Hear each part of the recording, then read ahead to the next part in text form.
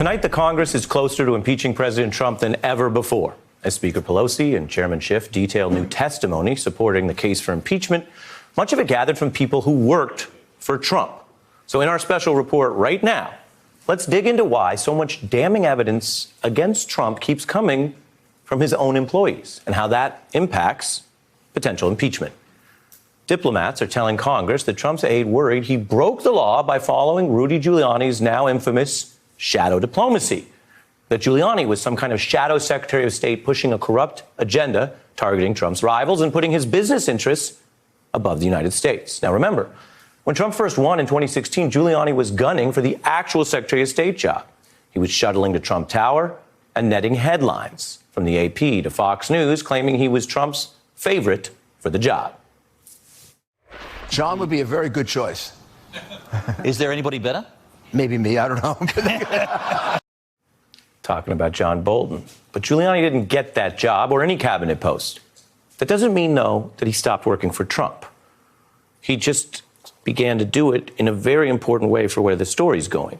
Giuliani worked as an advisor and a lawyer and a pundit. We all know about those roles. But there's more to it than that. This is key. Whatever one thinks of Giuliani's TV appearances, they're not criminal. That's not why he's under investigation tonight. Whatever you think of his legal advocacy in the Russia probe, it's not criminal. Mueller indicted many people, including a lawyer, but not Giuliani.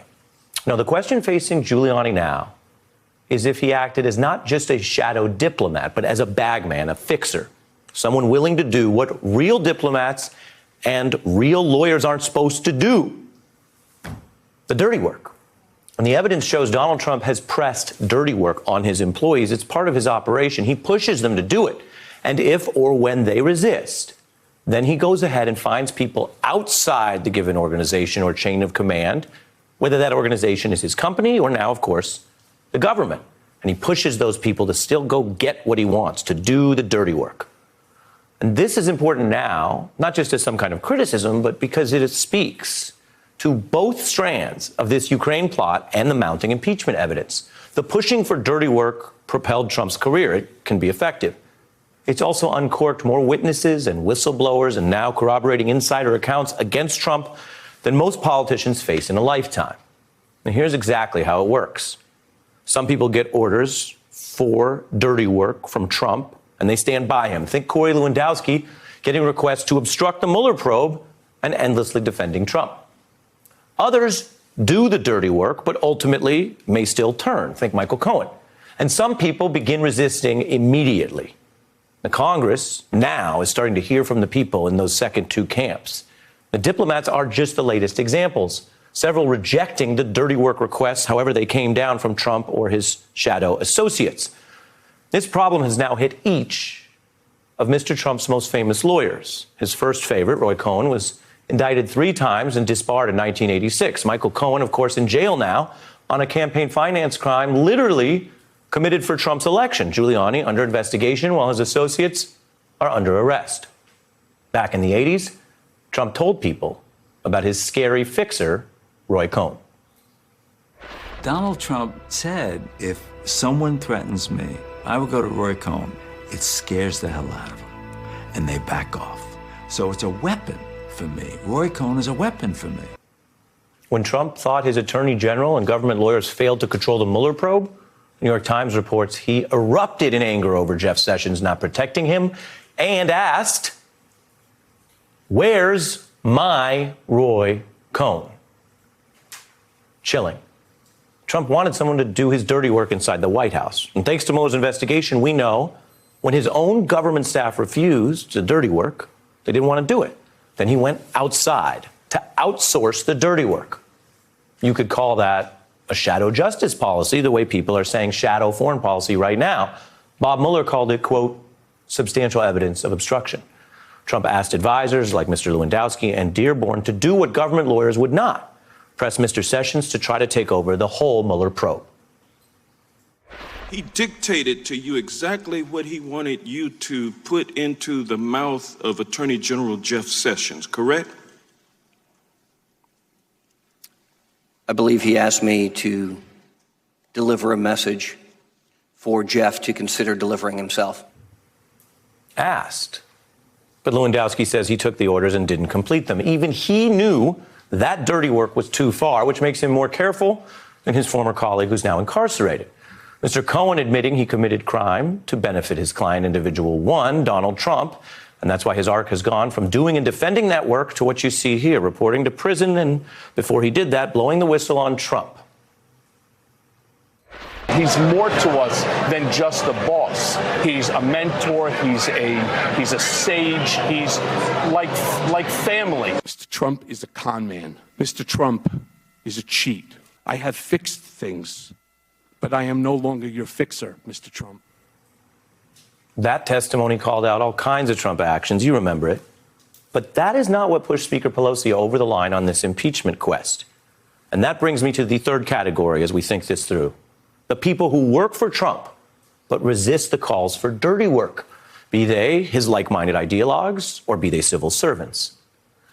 This is the whole enchilada. Their testimony is devastating because it combines eyewitness credibility with professional credibility. People who say they rejected the dirty work and ultimately spoke out.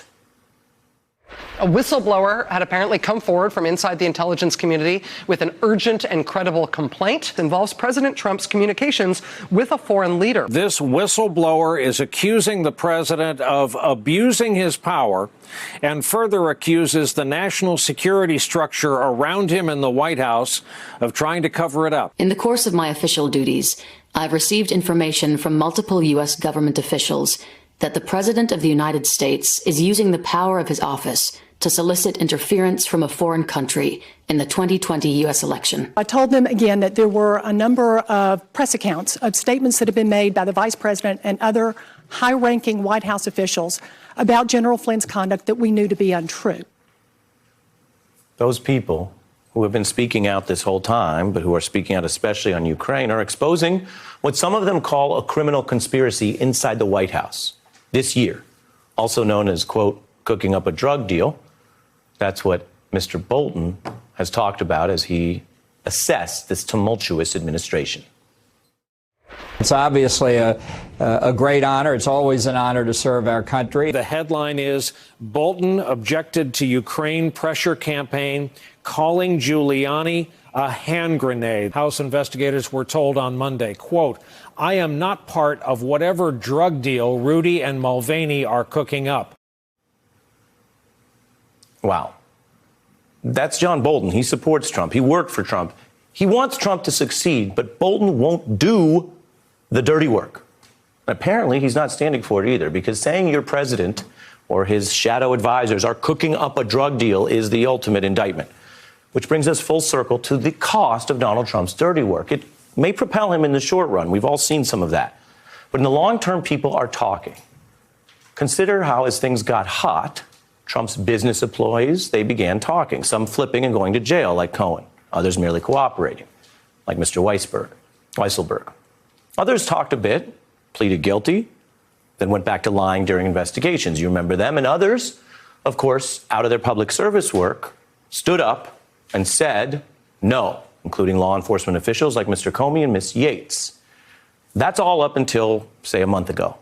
Boom. Then you have the Ukraine scandal kicking off with what you see on your screen are not faces, but the absence of faces. Two anonymous whistleblowers who decided to take a risk.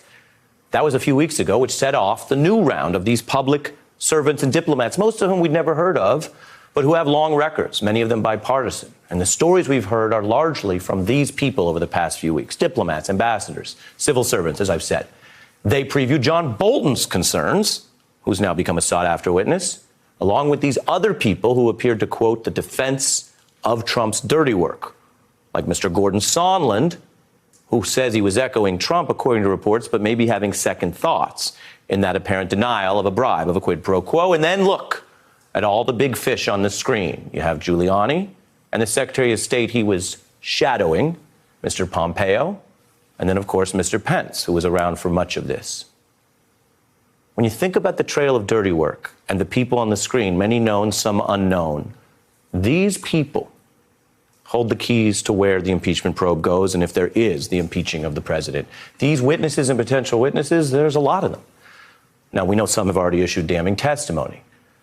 But I want you to think about this as we track this and track the facts and the evidence. The people on the screen who haven't yet spoken, who haven't proven whether or not they'll tell the truth, let alone under oath, they have to think hard about whether they will tell the truth. Because there's pressure here, including criminal pressure. So to paraphrase Aubrey Graham assessing criminal pressure, you may not want to do it. And you may have every reason. But if you've seen what you do for fame, what would you do for freedom? Hey, I'm Ari Melber from MSNBC. You can see more of our videos right here, or better yet, subscribe to our YouTube channel below. You could have been anywhere in the world, but you're here with us, and we appreciate that.